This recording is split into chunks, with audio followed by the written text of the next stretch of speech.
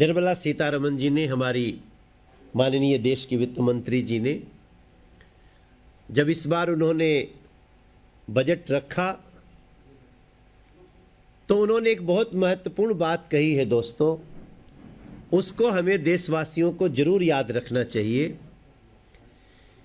कि ये बजट 2047 तक भारत विकसित देश बने उसका बजट है। पहली बार इस बजट का एक बहुत महत्वपूर्ण प्रावधान है कि देश के हर जिले में एक स्किल ट्रेनिंग सेंटर बनेगा, क्योंकि जब तक हमारे बच्चे स्किल्ड नहीं होंगे तब तक उनके हाथों में रोजगार नहीं आएगा। और मेरे समझ से, सांसद मनोज तिवारी के पर्सपेक्टिव से, इस साल का सबसे महत्वपूर्ण बात यह हुआ है कि हर जिले में एक स्किल सेंटर बनेगा और उस स्किल सेंटर के लिए बजट भी दिया गया है। स्टेट किसी का हो, चाहे वो किसी पार्टी की सरकार हो, मगर स्किल सेंटर चलाएगी केंद्र सरकार। इसको हम जितना दूर दूर तक पहुंचा सकें, हमारे बजट की ये बात बहुत अच्छे ढंग से जाएगी। इसके साथ साथ जो दूसरा महत्वपूर्ण बात थी, महिला। अब आज के समय में हम महिलाओं को इस बात के लिए प्रोत्साहित कर रहे हैं कि मेरी बेटियों, बाहर निकलो, उड़ो। स्त्री पुरुष एक समान, तो बेटियां बाहर निकल रही हैं, काम कर रही हैं, लेकिन उसमें एक बहुत बड़ी बाधा आती है कि जब वो काम करने निकल के जाती हैं तो वो रहेंगी कहां,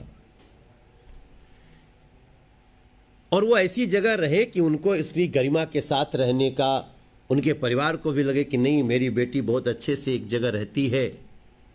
इससे उनका भी प्रोत्साहन बढ़ेगा। और उसका कार्य इस बजट में हुआ है, जब हम हर जिले में एक गर्ल्स हॉस्टल बनाने जा रहे हैं। एक बहुत महत्वपूर्ण बात हुई है, इन दिनों में बड़ा विवाद किया गया विपक्ष के द्वारा कि मनरेगा का नाम बदल रहे हैं, मनरेगा का क्या होगा, कैसे होगा। विकसित भारत की कल्पना गांधी जी का भी सपना था, और आज जब हम विकसित भारत, वैसे तो उसको शॉर्ट में जी राम जी बोलते हैं, और कुछ लोग पता नहीं क्यों राम जी कह के हंसते भी हैं, तो उनकी मानसिकता वो जाने।